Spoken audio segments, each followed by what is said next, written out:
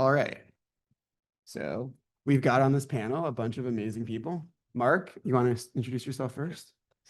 I'm Mark Foreman. I'm the audit director with Cohn Resnick. We are a audit, tax, and advisory firm, about 30 offices nationwide, but here in Texas, we're located in Austin and primarily focused in affordable housing and HUD financing apartment complexes.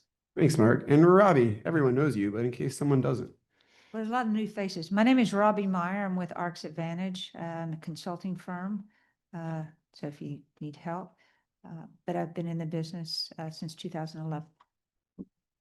And Mike Bachman needs no introduction, but we'll let him have one. Hi, good morning. Mike Bachman, Mason Joseph Company. We are a multifamily lender, FHA, D4 specialist, based in Texas.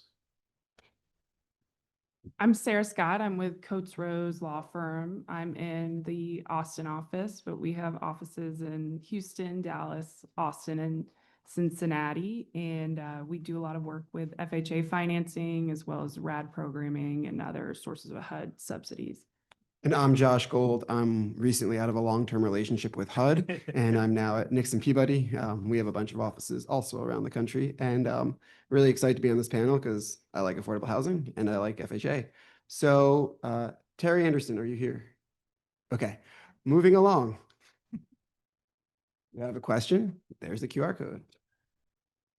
All right, there's our presentation, the roadmap for where we're going to be going. You're cordially invited. Please. Terry's here, so I'm gonna talk really slowly so Terry can get here. I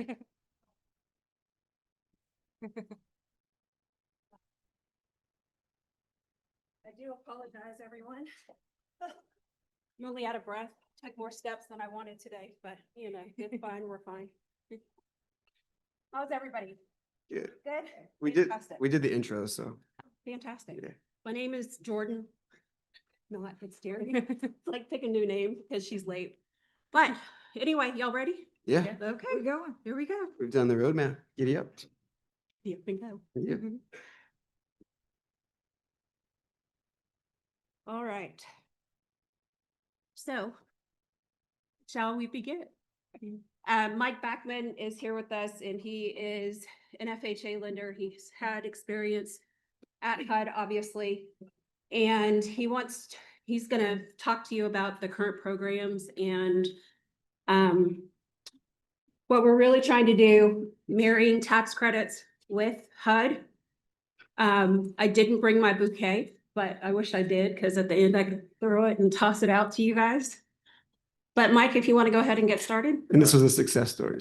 Right? Yeah, thank you, Terry. I think I'll begin with, we're going to have a presumption at the beginning of this that FHA is the best debt product available for affordable housing. And to get to that point of reference, kind of of which the rest of this conversation is going to be built around, and that's going to be a lot of like what to anticipate when you enter into that relationship with FHA. So you're going to get the nitty gritty, the sausage making as we go through the rest of the hour. Let's just start with, why is FHA the best loan product? First off, it's going to be the greatest leverage. Okay, maybe first and second and third and fourth. It is going to get the closest to filling whatever gaps that you have in your development budget that any potential debt product would have. It's just not even close, and we don't even have to go into the number crunching to understand it. There's no conventional loan out there that is going to be as large as FHA. There's no conventional loan out there that's going to have the favorable interest rate that FHA does. And there's going to be no lender that's going to be as welcoming of your transaction as a MAP lender. That's kind of what we're classified as, an FHA lender, or FHA itself as the insurer of the loan. Okay, we want to do the business, they want to do the business, we're going to provide the best product out there. What we're going to talk about throughout the rest of this conversation is, now that you've made that decision to go in that direction, what are some of the unique features that you should anticipate that aren't barriers, they're just unique. A bank has unique underwriting. Any other form, Fannie, Freddie have unique underwriting. FHA just has some unique features that, if you're prepared for, are not difficult to navigate. You just want to be prepared. So with that, Josh, I'm not sure if you're going to review the case study. And I'd be happy to jump in as well because this is one Sure. that we were part of. Yeah, we all were part of this. So this is Hughes House. It's a project in Fort Worth. And I've heard people say before, FHA just doesn't work because we have a really complicated, funding stack, and it's just not going to work. Well, this deal had a very complicated funding stack, and it did work, and it worked really well. You can see all the numbers. We don't have to go over all the sources, but you can see that it required a lot of work, for sure. Part of from my perspective, a big part of it was engaging with HUD early to just make sure all of your subordinate lenders understood what the rules and expectations were. And then Mike works his magic to make sure the numbers work to get the building built. Yeah, and I'll just add in here, and again, we talked about doing multiple case studies. This is probably the best because, man, this is the biggest bitch that we've dealt with in a long time. Okay, I mean, there's 10 different funding sources here. The FHA insured loan of $16 million. I can't do math well, but it's about a quarter of the entire capital stack. There's a lot of parties involved, a lot of governmental entities, primarily governmental entities, which all come with their own strings.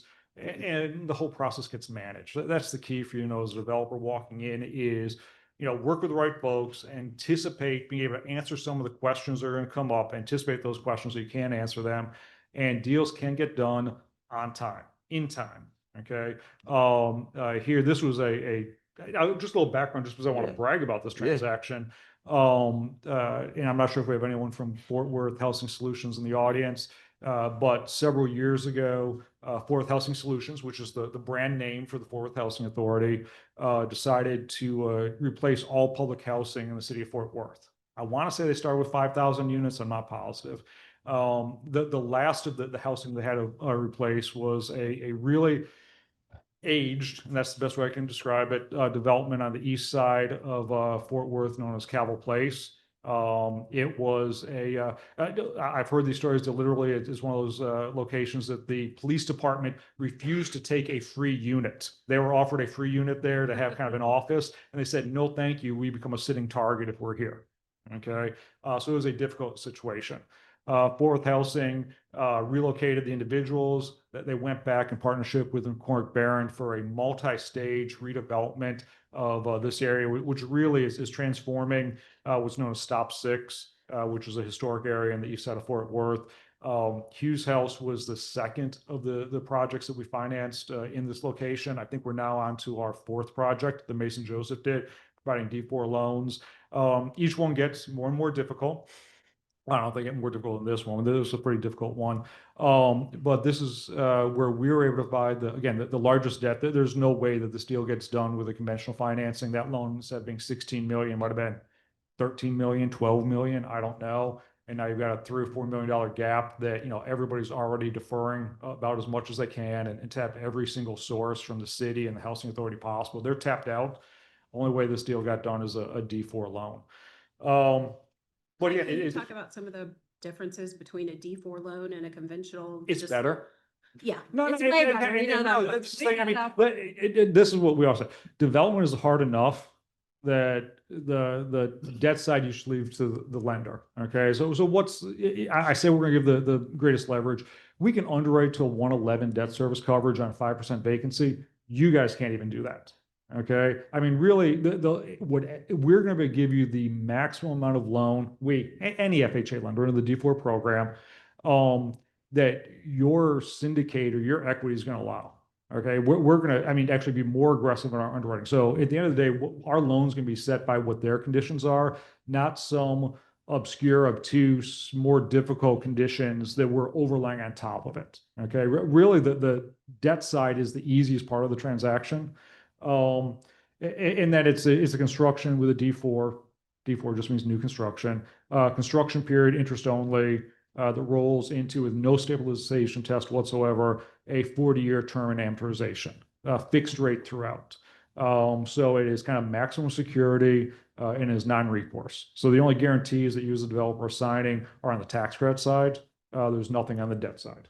And if you closed that deal a couple of years ago and you had a 2.5% interest rate and you decide to sell it at some point, which obviously after year 15, let's say, fully assignable. So that's nice. So again, I just to close out on the case studies, Hughes House, you got all the numbers in front of you. The numbers aren't as important as the fact that complicated deals can't get done. Okay, Josh brought up in some of our planning sessions that he's heard from other folks that from developers, don't want to take the D4 route because my deal is too complex. Guys, it's just the opposite. Okay. The lenders that you work with, and then the officials at FHA that will be insuring the loan are more comfortable with complex deals, are more attuned to them than, quite frankly, conventional lenders are going to be. Okay, go try to explain, this capital stack to a bank. Yeah, and Okay. I would say two things building off of that. Not like HUD wants to make these deals work, right? So whereas a regular lender might say, like, I don't want this headache, HUD is act like they want this deal to happen. I can't speak for the agency. That's just my personal perception and But experience. Josh, you were there as a Yeah. closing attorney Yeah. for several years, and you wanted to get the Correct. deals done. That's why people are there, right? That's what they care about. And then the second thing I want to say is my experience has been that there have been some folks that play in the affordable housing sandbox that say that HOP assignment took me 6 months. There is no possible way that I'm going to be able to close a 4% deal with FHA. And I'm here to tell you, yes, you can and you will. Like there are people don't do one FHA deal and then stop doing them. We have a lot of replay players, including some that are in this room right now, right? Because they like the product and it works really, really well. And I would also say your asset management side actually moves a lot quicker because you have production pushing it forward. So I feel like that's just one of several things to dispel. But I do think, Mike, we do have to acknowledge that it's not always happily ever after. There are some situations where we just can't make it work. Right. For instance, if you had private debt that was being secured, that wouldn't work. There are some situations where it wouldn't work with a D4. Would you agree? No, but feel free to continue.